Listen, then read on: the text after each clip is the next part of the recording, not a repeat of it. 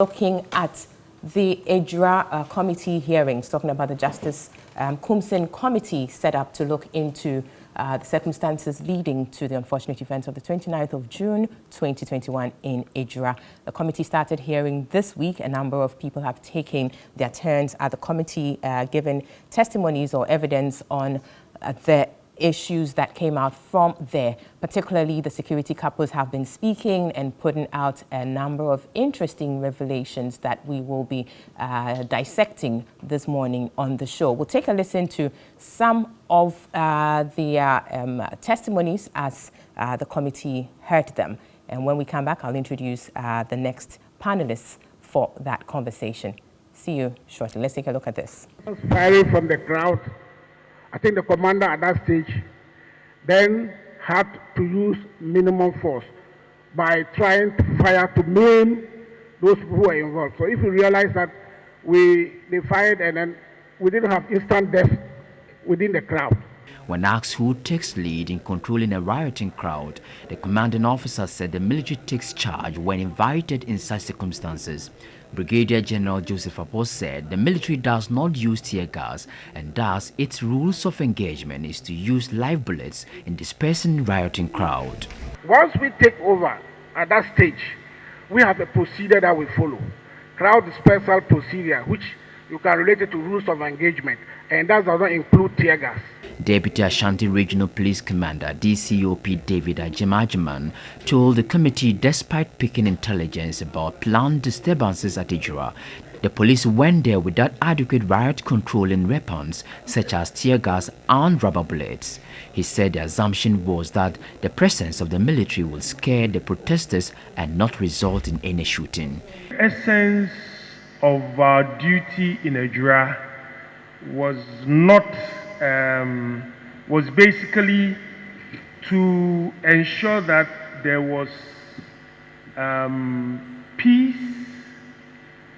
and we didn't anticipate that it would degenerate into shooting. Yes, our objective was first to protect life and property, and of course to maintain law and order. He disclosed 2 persons have been arrested for possessing weapons during the protest. He, however, indicated that no security person has been reported to have sustained gunshot wounds. They suffered other wounds. For example, my district commander now cannot wear a pair of boots because he was injured in the process. The Ejura Municipal Police Commander, DSP Philip Kojo Hammond, disputed claims that an injury on his leg is as a result of the mob action. When we were retreating to the office, I sustained some injury with my leg. That is why I'm not wearing boots. So the injury you sustained was not as a result of the mob? No. Okay.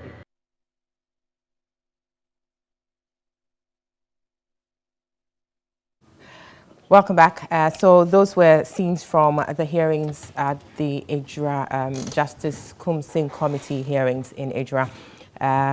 In the studio with me to have this conversation from my extreme left, we have Adib Sani, a security analyst and executive director of the Jati K Center for Human Security and Peace Building.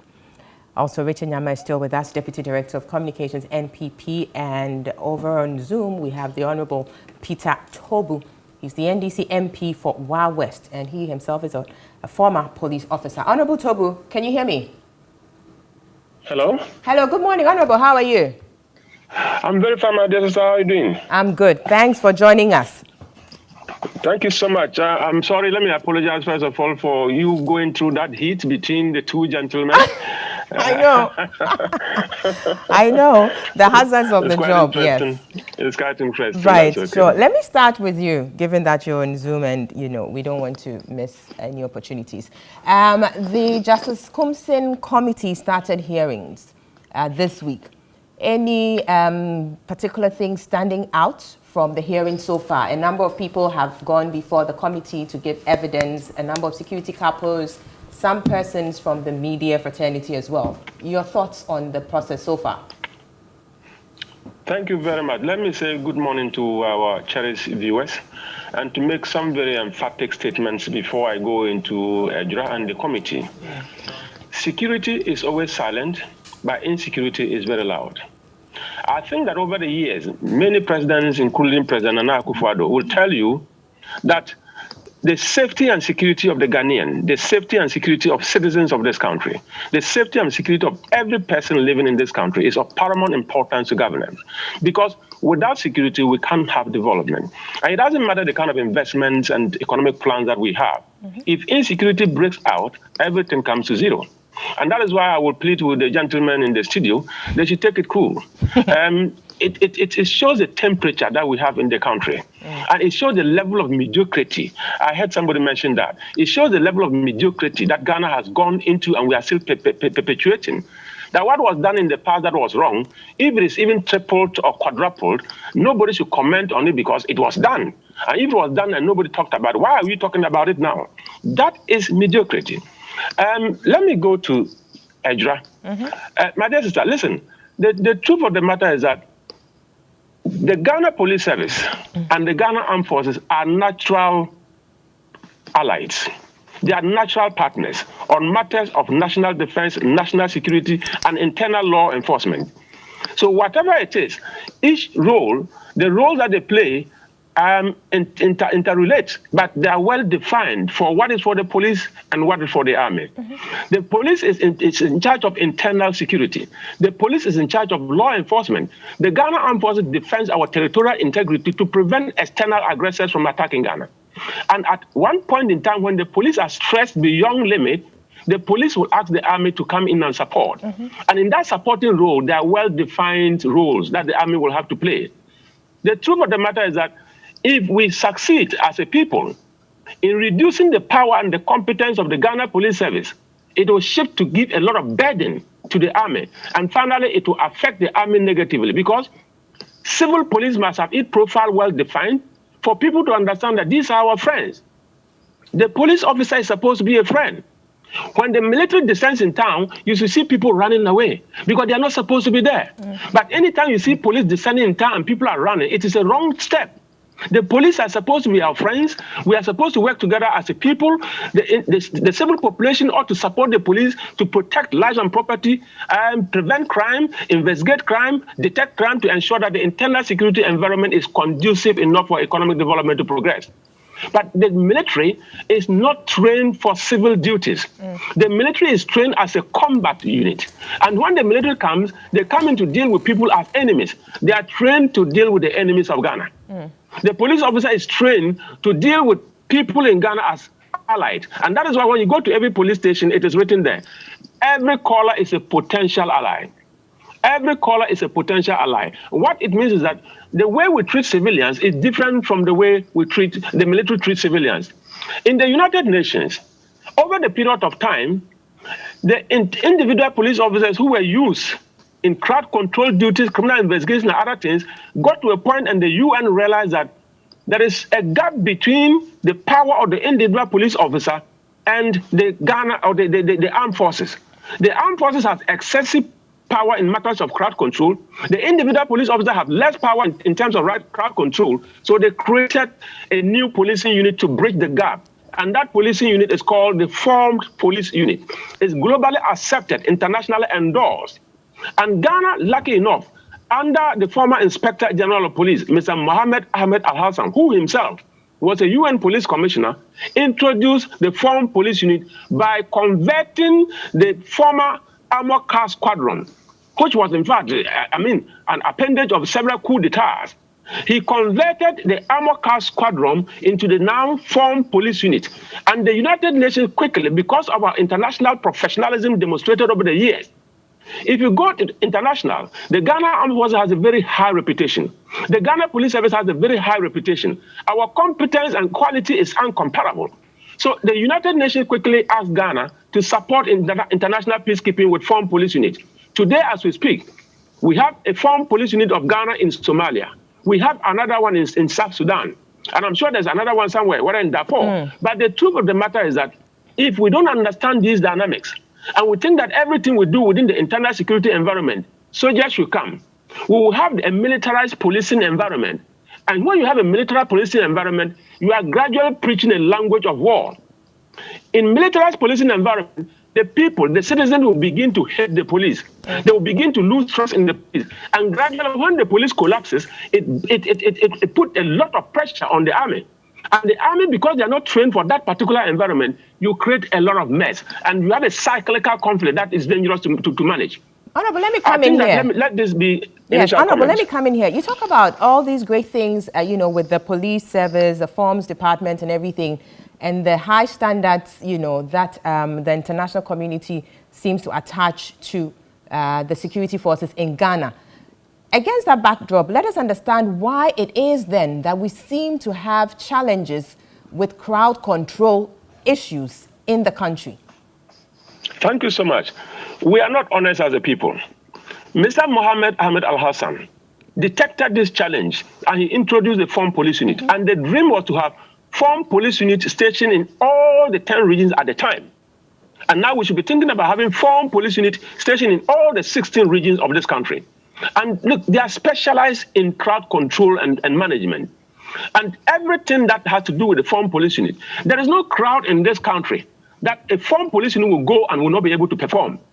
So currently, what is the state of the forms police unit? If you could let us understand, what is the current situation? Are they spread all over the country in all, maybe at least the 10 regions that we had up until the 6 were added recently? What's the situation? As we speak, we don't have up to even 10. But what I'm saying is that the form police unit is always on standby. What happened in Ejura, if we're serious that intelligence is telling us there is likely to be violence in Ejura, and we deploy one full form police unit. One full form police unit is a minimum of 120 officers. And among the 120 officers, that means we have 3 platoons. And within these 3 platoons, there are several specialized people within the platoons. People don't understand these things. And if you deploy one full form police unit into Ejura, with the water cannon, and with the tasers, and with the batons, and with the shells, I am telling you, they will throw the stones, they will throw the sticks, they will fire their shotguns. But I'm telling you, at the end of the day, if we get to a stage of using a rubber bullet as police officers, everybody will realize that the situation is coming under control. We don't even necessarily have to use rubber bullets. But when we get to a point of using live bullets, what it means is that either the police is incompetent, the police is overwhelmed, or probably we are just so excited as a people that anytime there is a crowd and it's violent, let's bring our soldiers. And when the soldiers come and they do what they have done, I don't see why people are complaining. Let's collapse the Ghana Police Service and the military will come in and do what they are not trained to do, and all of us will pay the price for it. Definitely no. Yesterday, definitely in fact, it's quite interesting that somewhere in a meeting, can you hear me? Yes, I can. Please go on. Yes. Somewhere in the meeting, I was so excited that the Minister of Defense himself said, look, government should take strategic steps to empower the Ghana Police to take its rightful place in internal security matters, so that the over-reliance of military on matters of civil disorder will be taking a break. Because the fact is that we are overly exposing our military to civil-related matters. And we are downgrading the capacity of the Ghana Police Service. We are cheapening the army with some of these things. And we are bastardizing the police and connoting incompetence. But the fact is that it's all of us, as a people, as a country. If you know what security is, and you know the role of police in a democracy, I think what we are doing to the Ghana Police Service is just, we pay lip service to it. Look at the budget. Over the years, from government to government, look at what has happened to the Ghana Police Service. Look at the recruitment process. Over the years, from government to government, look at the state of the Ghana Police Service now. And gradually, it will become like a snowball. All of us will come back to pay a price for that lack of commitment to enhance the capacity of the Ghana Police Service. Very well. Honorable, let me finish with you before, we lose you, because there were some, issues with the connection earlier on. Now, looking at the proceedings so far at the Justice Kumsin Committee hearings, I mean, at some point, we had one of the, I believe, the police commanders indicate or admitting that, yes, they had intelligence on the 28th of June that some activities, were going to happen on the 29th by the youth, because that was the day that the late Kaka was going to be buried. And I think if he was, asked by the chairperson that if indeed you had this intelligence, then you should have gone to the grounds on the 29th, prepared to deal with crowd control issues. But clearly, that didn't happen. listening to the evidence given so far, are you convinced that the choice of, deploying the military was necessary or justified? Because we've heard, the military also indicate at the hearing that if they had gone in with the intention of, killing or firing, more casualties would have been recorded. Thank you very much. The military will never be called to come in with any different intention than to shoot live bullets. That is what they are trained to do. So when they went there and 2 people died, they could have killed 100. They could have killed 1,000. The fact that they can kill makes them the military. And the fact that we agreed that they should come and kill, we invited them. Let me tell you something. What I heard, the regional minister said he had some intelligence and he deployed the military.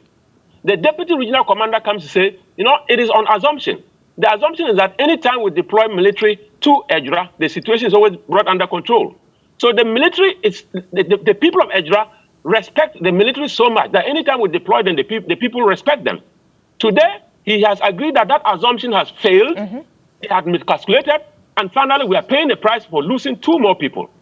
What we are saying, please, intelligence is not hurt. And you don't assume to deploy. If what the regional minister heard, the regional minister is the chairman of the Regional Security Council. The regional minister is not the council. If what he heard, if he understood what it meant to analyze intelligence, that was basic information. The expert within the Regional Security Council, if they had gotten that information and analyzed it, they will come and tell you it is intelligence, and this is the way we should strategize to be able to deal with the situation that is coming up. But all we sit and do is to assume that, it is going to be fine when they see the military. The moment people begin not to fear the military again, we are getting into trouble.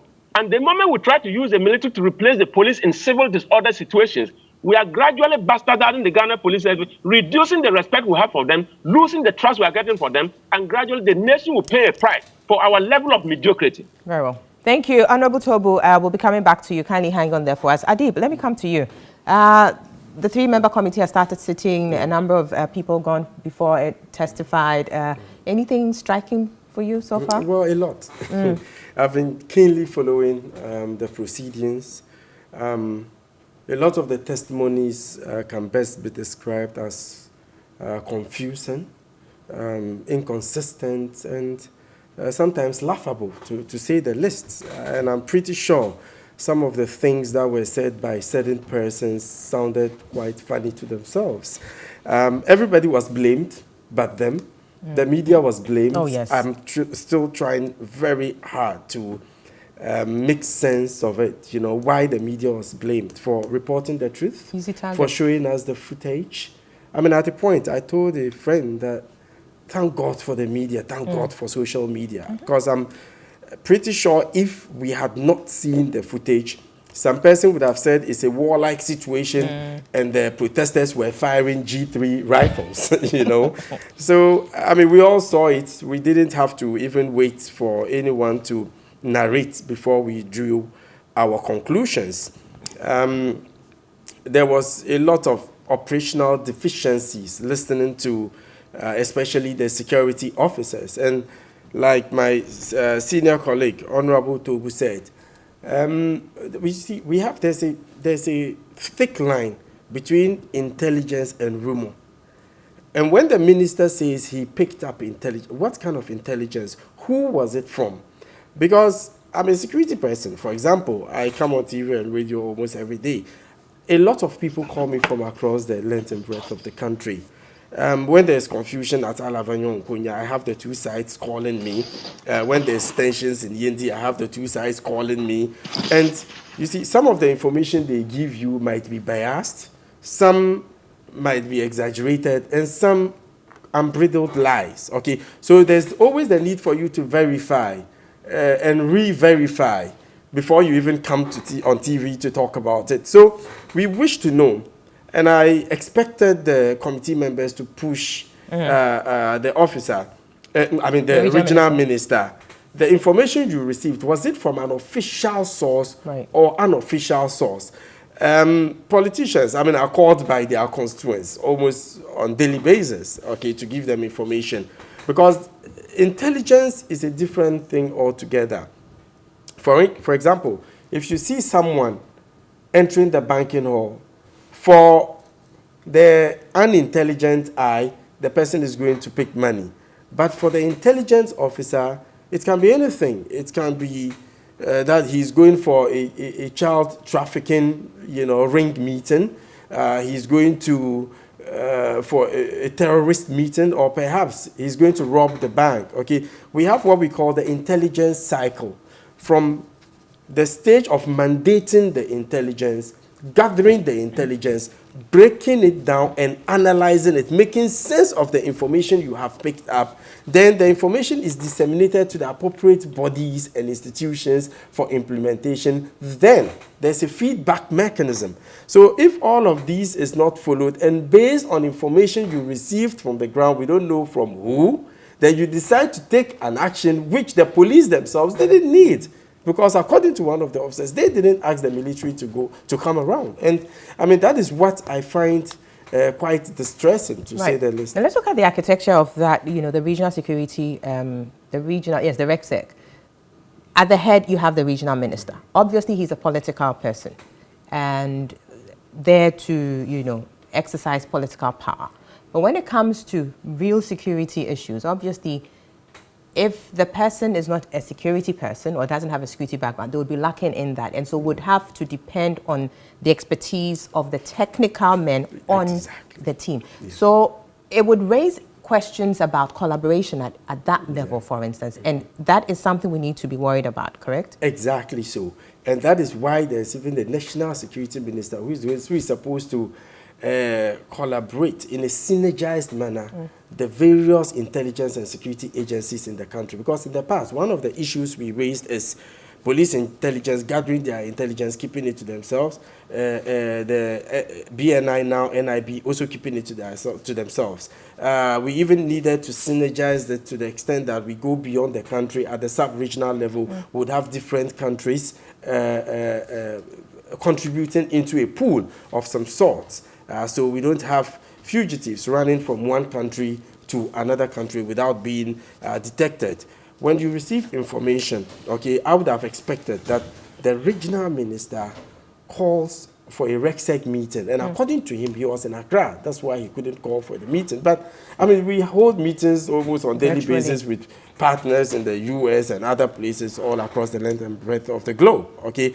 And if perhaps he thinks that, no, this is classified information that he wouldn't want to be out there. They have the GOTA phones. These are secured national security lines. So there are so many ways the meeting could have been held. But the fact that the minister didn't call for that meeting and decided to take the initiative to deploy the military means he did it on personal grounds rather than with recourse to proper procedure, with recourse to even RegSec.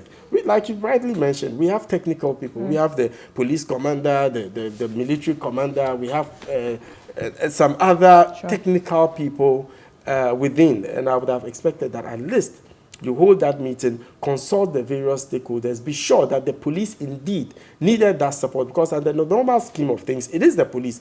Like my senior colleague rightly mentioned, the police is trained, the rapid deployment force, and the formed police unit. That is their work. They have been specially trained. And mind you, the police can also use force. Okay, you only have the military stepping in when the situation is completely out of control and there's the need for reinforcement from the other side. Unfortunately, I don't think that the situation was that bad, was that fluid. Well, it's been admitted, really, at the hearing, when the Deputy Ashanti Regional Police Commander admitting that they miscalculated and therefore they take responsibility. Richard, come in here with that. So far, your thoughts on the process, the hearing, the evidence that have been put forward.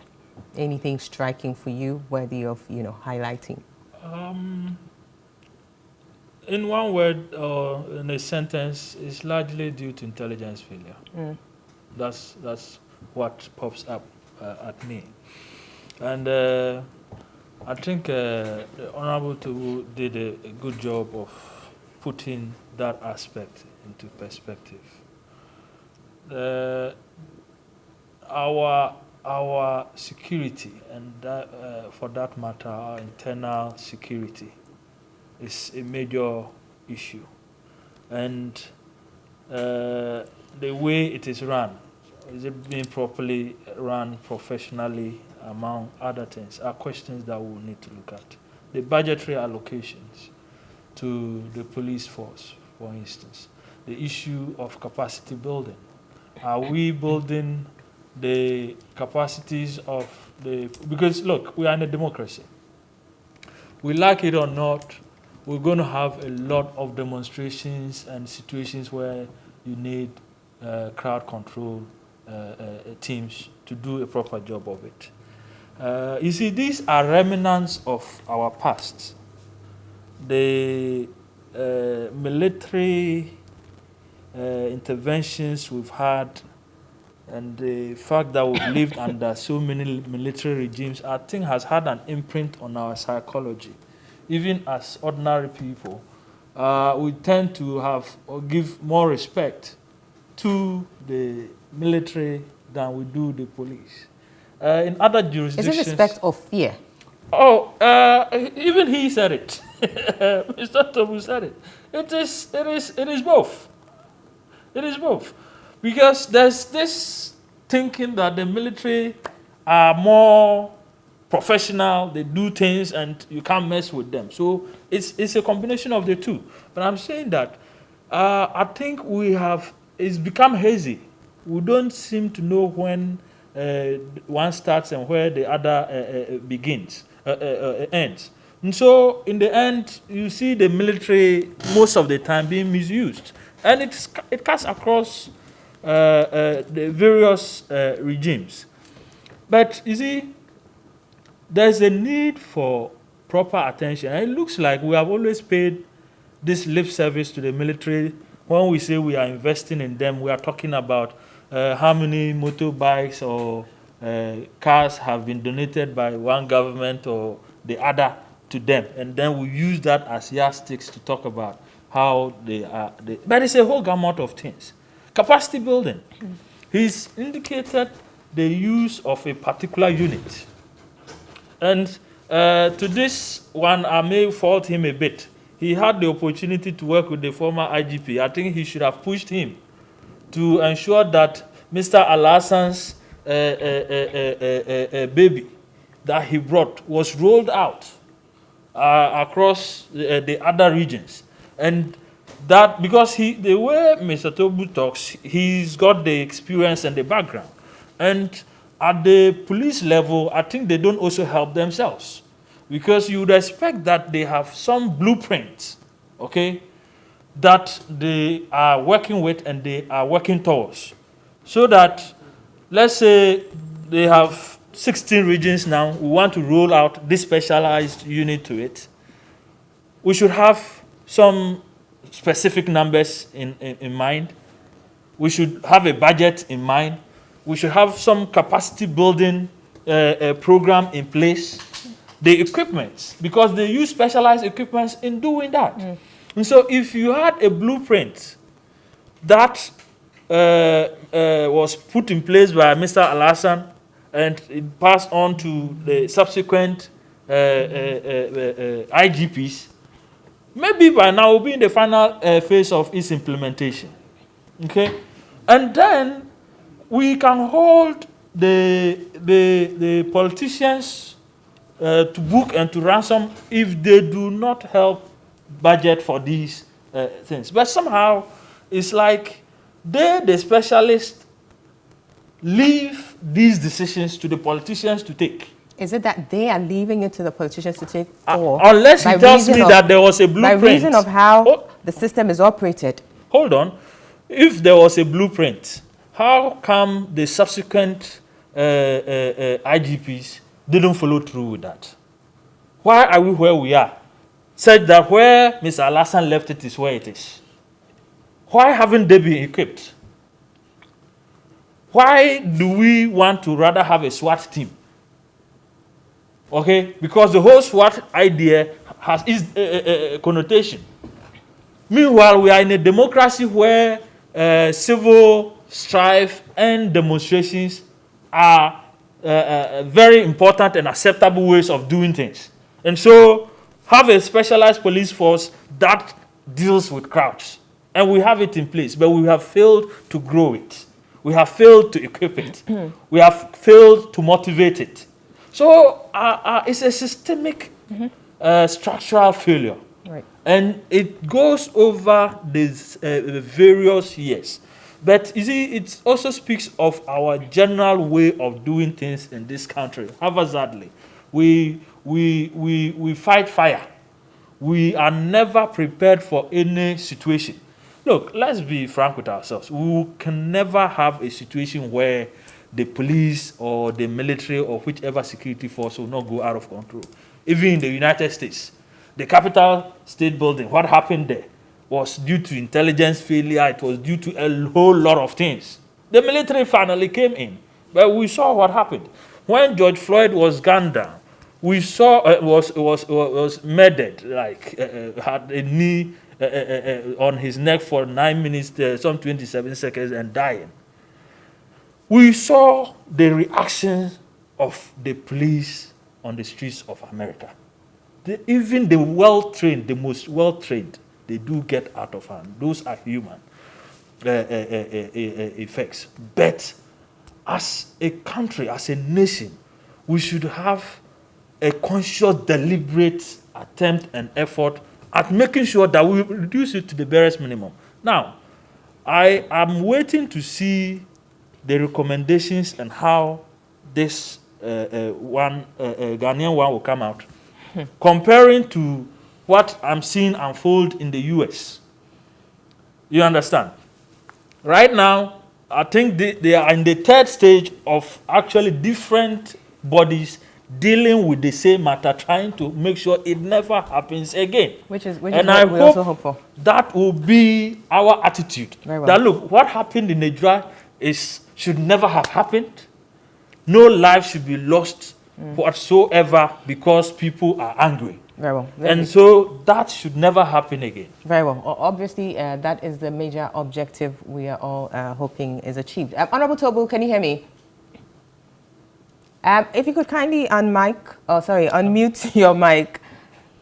Right. Good, I yes. can hear you. Sure. I don't know if you have any reactions to what Richard indicated, because he talks about how, systemic the challenges are and why is it that we are not able to carry through with certain plans that are, started by a particular administration. Obviously, this challenge, permeates the system. We see it play out in other aspects of our economy as well, where good projects are started but are not seen through by, successive governments and all of that. But let us understand how that plays out within the system of the Ghana Police Service. Thank you very much. I think that Richard has made some very serious statements, but let me just quickly say, if Richard knows me very well, in terms of professionalism, I don't compromise my standards.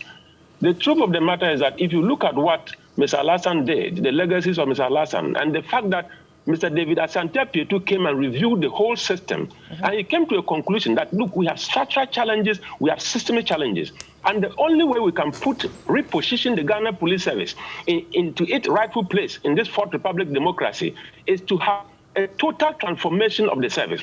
I introduced the transformation agenda. Maybe Richard doesn't know. The transformation agenda was anchored on the MPP's 2016 promises to the Ghana Police Service. The MPP under then candidate Nana Akufo-Addo promised that when they come into power in 2017, they were going to do so much in transforming the Ghana Police Service. So basically, the IGP was very smart. He built his transformation agenda anchored on the promises of the then campaign team. So what it means is that if they win power, and President Nana Akufo-Addo is in office, and he will really fulfill his campaign promises. I am telling you, the Ghana Police Service, as we speak in 2021 today, would have been a very different organization altogether, and more competent and capable than what we had in the past. Why? Because if you look at the fact that we are talking about artificial intelligence and establishing emergency command centers and having a lot of CCTV cameras in town and linking these CCTV cameras to the command centers, and the fact that we're going to introduce rovers using motorbike to fight motorbike-related crimes. And many of these motorbike riders have gotten themselves wired with cameras. I am telling you, where we were going and what we could see was quite encouraging. But what happened? The government on its own failed to honor its own promises to the Ghana Police Service, and thereby challenging the effectiveness of the transformation agenda. When you look at, let me just quickly say this. I am sure that with time, we will get there. But quickly, as a matter of time, what is happening in Ejura now? They are gradually tilting towards concluding or making recommendations to the fact that the police is ill-equipped, the police is ill-trained, and that is why they could not contain the situation. If they go that way, some of us will be totally disappointed because we have a Tribunal Commission report. We have one of the best Justice Archer report that has painted these things. The Justice Archer report since 1997 up to date. It's been there. So if you want to look at the problems of police service and how we can transform it, let's just go pick the Justice Archer report. We don't need another committee. This committee is basically to look at what happened in Ejura. How can we prevent it from happening? And deep down my heart, I know, as a matter of fact, we can only prevent such from happening if we capacitate the Ghana Police Service to take its rightful place in our democracy and ensure that the military are also capacitated to ensure that they have what it takes to protect the territorial integrity of this country and not be dragged into a civil internal security related matter. We are cheapening them, and in fact, we are creating enmity between the military and the citizenry, and that is not healthy in our democracy. Very well. Now, let me have your take on this issue. Now, so from the hearings, there was quite a significant attempt to bash the media. And the media at the hearings have been tagged as acting unprofessionally and, a whole lot of things said about the media. Your thoughts on that? Because the argument put up by the media is that, well, thanks to our work, this whole thing came to light. And yet we seem to have been, at the receiving end of this whole thing. Everybody blaming the media, but refusing to take responsibility. Your thoughts on that? Thank you very much. It is quite unfortunate that we will not praise the media. We are rather blaming the media. What is media? The media virtually is a conveyor belt. The media was in Ejura and conveyed what was actually happening in Ejura. What wrong has the media done? You talk about sensationalism. The media is not a security agency. The media is the fourth realm of the state. And the media's job is to let everybody be educated on a particular matter. The media's job is to bring information to bear. The media's job is able to put all of us at a particular level that we know what is happening in Nigeria. And that is what the media did. What we also fail as a people, the military should learn that if we have operations of this nature, it is possible to have one or two media people in our midst go with us so that they can report exactly what we did and what happened. And we are operating under rules of engagement. You see, the difference is that when the military is found in a particular environment, they have rules of engagement and some SOPs to follow. The police do not work with rules of engagement. The police are talking about directive use of force. And the directive use of force is linked to the service instruction of the Ghana Police Service. And basically, we are aligned in two different directions, but merging at a point to ensure that there is peace in this country. So for me, blaming the media is like probably we don't have anything much to say. And probably the media has exposed us and we can't defend ourselves. Let's admit, and let me salute the Deputy Regional Commander of the Ashanti region for admitting that we miscalculated. I take blame. And that is leadership. Okay? And if he has miscalculated, he's taking blame. It's the Inspector General of Police responsibility to look at professional policing. What should he have done? Is it beyond him to have done what he should have done? Why are you admitting the blame? 2 people have died. Will this admission of the blame bring them back to life? No. So we should take responsibility and be accountable to the people and the law. The police is virtually must always be accountable, 1, to the law, and number 2, to the people. So if you're accountable to the people, you don't take a gun and look into somebody's face and fire with a live bullet. Because before a police officer will fire, your life must be in immediate danger. And every step you were taught in the training school, and every step you were taught during practical experiences has failed. And if you don't fire, you can die. That is the only time a police officer is justified to fire. Right. But that is not so with the military. When you invite them, you are saying that the mob has become violent. The mob are probably firing guns like G3 and other things, and we don't have the capacity to deal with them. So please, military, come. So when they come with a higher firepower, and they are coming to deal with combat. So if you see death in a military operation, it is not surprising. We have caused it because we are weakening our Ghana Police Service and we are burdening the army. Very well. Now let me ask this: the regional minister, even before that committee was set up, indicated that he had given the order for the deployment of the military. And then at the hearing, he did confirm as well. But he said, so he gave the order for the military deployment based on intelligence he had received. Now, when you hear that and then hear the deputy regional, Ashanti regional commander say or admit that they miscalculated and they would therefore take responsibility. How do you what do you make of these two statements? Because I confirm, first of all, whether or not the deputy regional commander would be on the RECSEC. And if so, is it that the regional minister had information coming from the technical persons on the team to, issue or call for the military deployment? We're trying to understand how that whole space works. Thank you very much. With my professional eyes, I can just make one statement. The regional minister is possibly a tyrant. The regional minister has positioned himself as the council, but he's just the chairman of the council. You see, these two contradictory statements is telling us that Ashanti region do not have a functioning regional security council. The regional minister said, I got information and I deployed the army. I deployed the military because I've been doing this since 2017.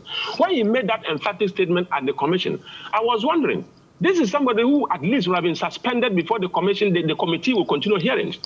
And he's still in office. And he's been doing it since 2017. And you know what?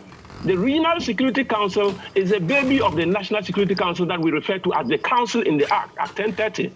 The truth is that if this is what he's been doing since 2017 and he's still in office, it means he's reflecting the posture and character of the National Security Council, who is chaired by the president. So the president can also do things. What it means that civil population or civilian power is being used to deploy technology coming in there for us, but we'll come back to you, Honorable, if you can hear me. We have a bit of a challenge with the connection. He's still in office. Yes, carry on. So, can you hear me? Yes, I can hear you now. We had a break in connection then. Sorry, I'm so surprised that the regional minister is still in office because he said it clearly. I deployed the military, and I was laughing. You deployed the military without the council meeting. Even the information you got in, according to you, you are not willing to reveal the source. I am telling you, you have the NIB regional boss, you have the regional police crime officer, we have the regional police commander, we have the military, the COS is there, right? The general officer commander is there, the CO is there. All these people are specialists in the area. But you got information and you deployed them. And the deputy regional commander comes to say, no, we didn't deploy based on information. We deployed based on assumption, past experiences, that anytime the military goes to Ejura, there's always peace. So we call on the military to go there because we believe that there will be peace. Now we have realized that we miscalculated. So I take full responsibility. He has disagreed with his boss, who is the regional chairman of the chairman of the Regional Security Council, and the deputy regional commander has always represented the regional commander in council meetings when the regional commander is not able to go. So virtually he's a member of the Regional Security Council. And I believe, even behind the scenes in this era of technology, I mean, somebody said it right in the Sure, the meeting could have been held nonetheless, It's not about physical meeting. You could probably consult 2 or 3 security heads who are special advisors to you as the chairman of the council. And they will take a decision and tell you, this is what we want to do to bring peace. Then you endorse it as a political head responsible for policy matters. But if you begin to get to the operational level, get to the tactical level, and as a regional minister representing the president, deploying military, we are getting to a stage that the security sector of this country can only be reformed and be better. Very well. Thanks for that. Richard, you had a question? Yes. I have my attitude to the structural systemic failures. And Mr. Tobo, I wasn't indicting your professionalism. I said it several times that you have displayed it. What I was saying is that you probably should have pushed your boss harder. But I do understand the difficulty associated with the IGP holding the office and being in fear of losing their jobs. My attitude has always been that probably, especially for internal security purposes, maybe the appointment of the IGP should fall outside the remit of the president. Let it run professionally. Let it the job of the government in power is to ensure that whatever blueprint or structure they have in place works. But they do not live in fear of being fired or appointed. I don't know what your solution to it, because seriously, if we are not burying our heads in the sand, this didn't start with this government. It's been with us from day one, and we have run all of them down. I think this is a simple solution. What is your take on that? The appointment of the IGP. I think, much. Honorable Tobu, we'll have to take a break at this point. When we come back, we can address that. I would also want Adib's perspectives on that issue as well. So kindly hold on for us. We'll take a quick break. When we come back, we go into all those angles, considering the Ejura hearings by the Justice Kumsin Committee. This is the Key Point. Stay with us. We'll be right back.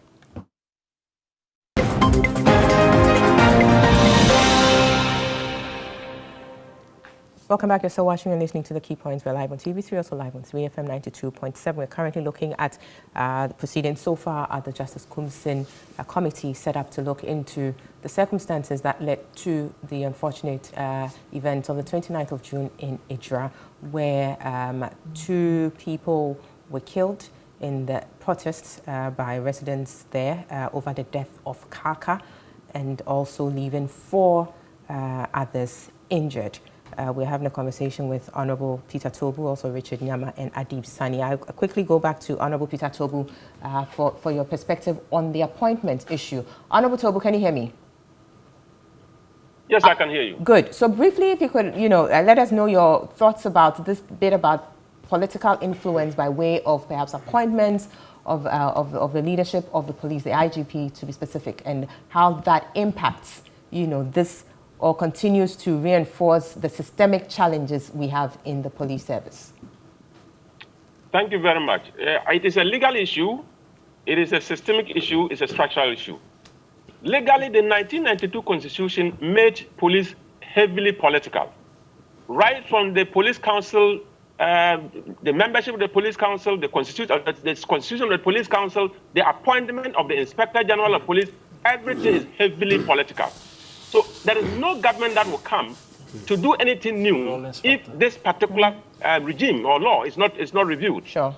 Let me make this emphatic statement. The insecurity that we enjoy, let me say enjoy because we love it. If we don't love it, we can do something about it. The insecurity we unfortunately enjoy in this country. Can I go ahead? Yes, please, go ahead. Yes. The insecurity we enjoy as a country is as a result of the insecurity related to the tenure of the Inspector General of Police's office. If there is insecurity, if your tenure is not secure, there is no way you can provide security for this country. You can wake up in the morning and dress up as Inspector General of Police, go to office, and maybe in the next 2-3 hours by 10 a.m., you get a call from the Flag Staff House or the Golden Jubilee House. Thank you very much for serving us or serving the country. The president intends to appoint a new IGP, and we appreciate your contribution to our national peace and security. Thank you. And that is it. The next moment is announced, and the next moment your letter is received, and you start packing your things from office looking very confused. We need to look at it as a nation. There are best practices around the world. Can we have a police commission? Yes. The Police Service Commission should be able to play a role in fine-tuning the appointment process. And even if the president wants to fire an Inspector General of Police, Parliament can also have a role to play to ensure that, look, the person is justifiable fired.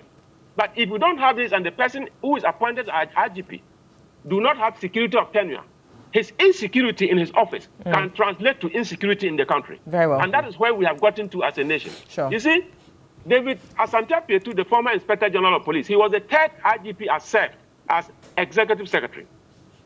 I served Mr. Paul Tawiakoe, a fine gentleman. I served Mr. Mohammed Ahmed Al-Hassan, an experienced person with all international touch. And I served Mr. David Asante-Pietu, who is an expert when it comes to crime. Okay?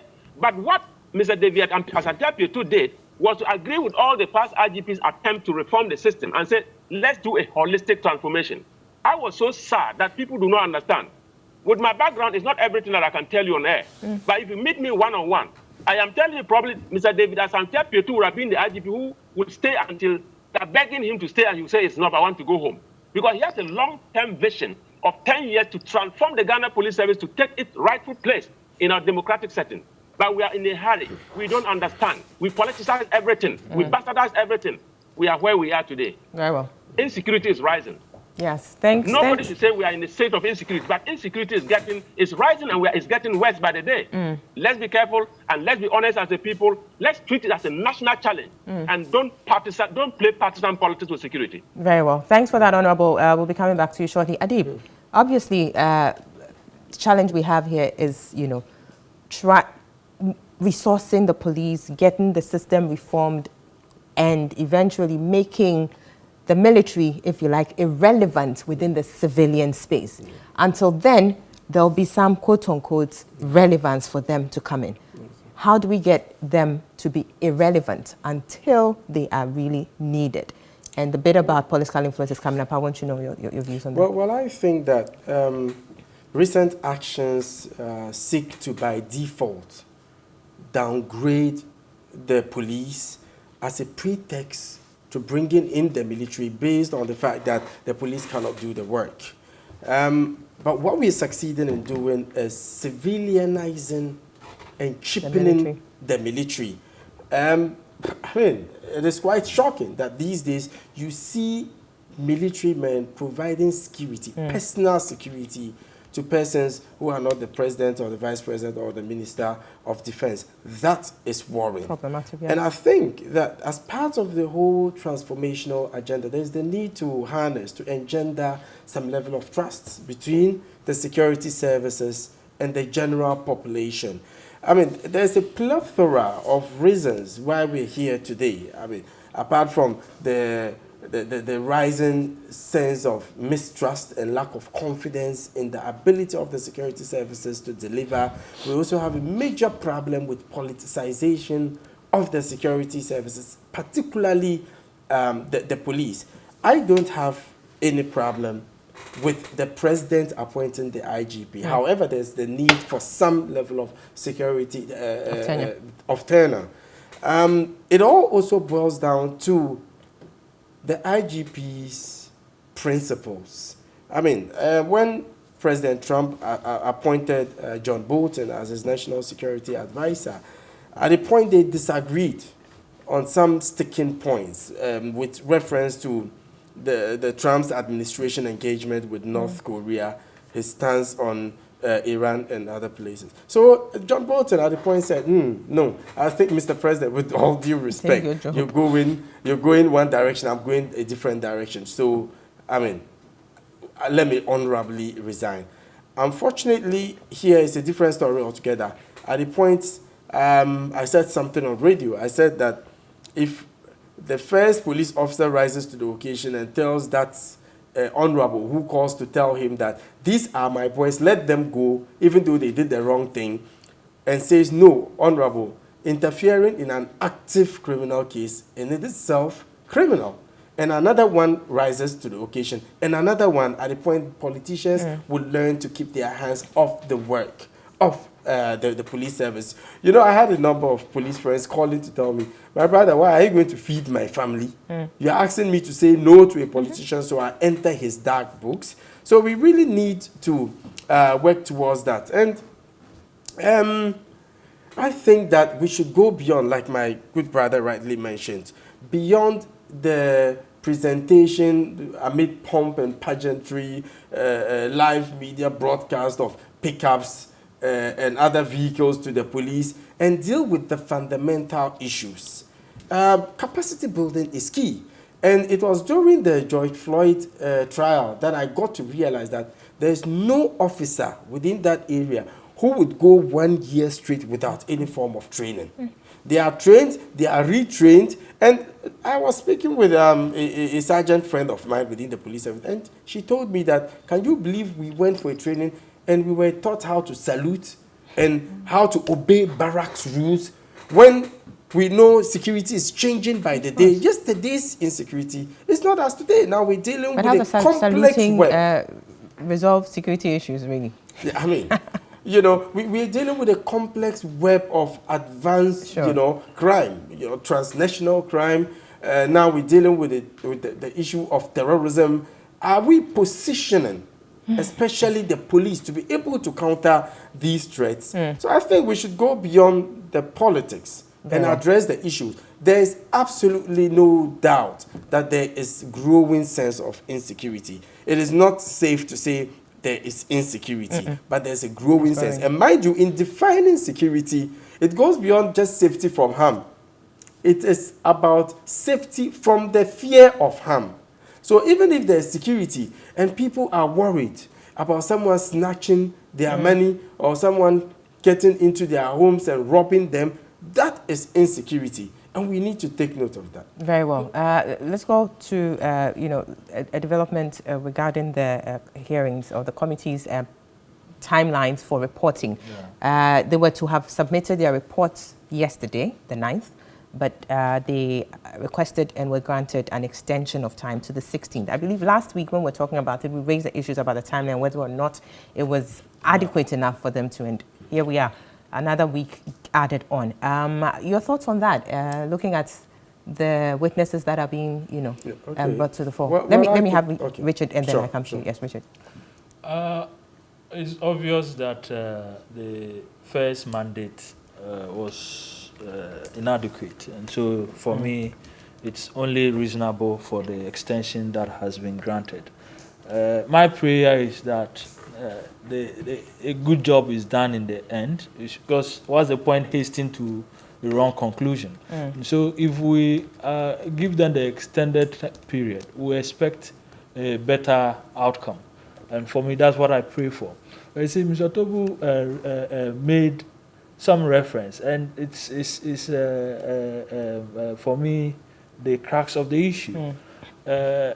Our constitution, to a large extent, is a major problem. There are aspects of that constitution that need quick.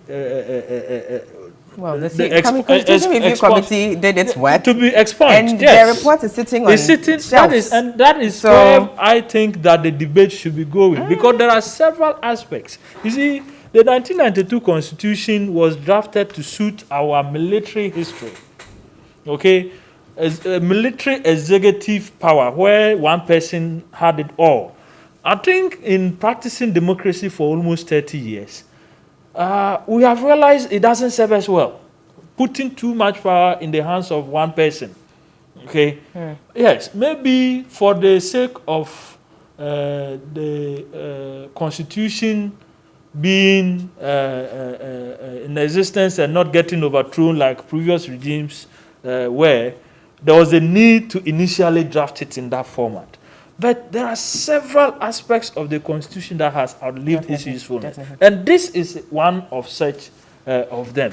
Because the drafting was to suit one person. But we have moved past one person. We are now a nation of some 30 million people who are thinking and doing things in a particular way, where brute force should not have room in our democratic dispensation. So for me, that aspect needs to be looked at. Then, you see, my brother, that's a very laudable idea about the policeman refusing the phone call from me that these are my boys, so let them go.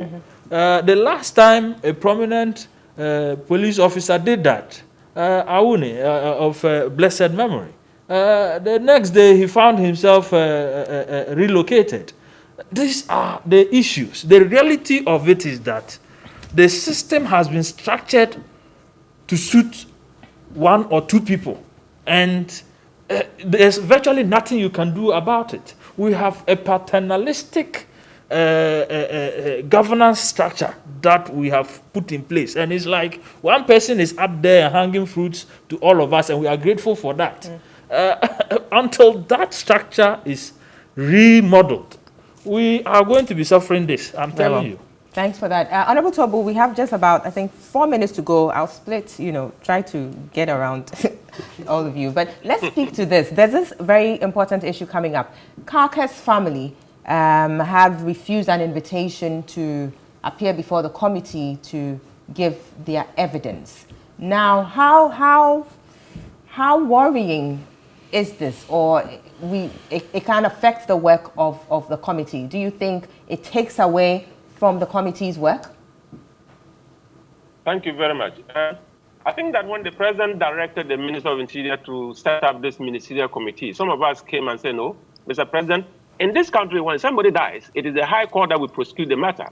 And there is a reason why the framers of the Constitution decided that if there are things of this nature that result in death, and you want to set up a team to investigate, it should be a presidential commission of inquiry with the status of a High Court. There is a comparable reason for that. The president decided to lower it to the establishment of a committee.